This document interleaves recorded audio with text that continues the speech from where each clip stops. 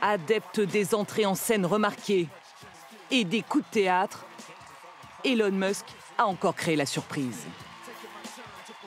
L'homme le plus riche au monde s'est offert pour 41 milliards d'euros son réseau social préféré, Twitter.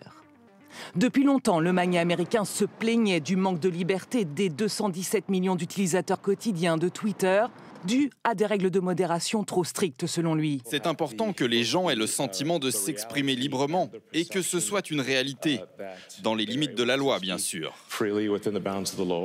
Nommé personnalité de l'année 2021 par le Time, l'homme d'affaires se veut aujourd'hui le garant de la liberté d'expression. Mais à quel prix? L'annonce du rachat de Twitter inquiète ses utilisateurs.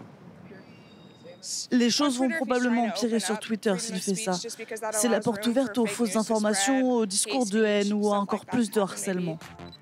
Déjà propriétaire des voitures électriques Tesla, des fusées SpaceX ou de la galaxie satellite Starlink, certains spécialistes voient surtout dans cette nouvelle acquisition d'Elon Musk un projet politique. Il veut étendre son influence.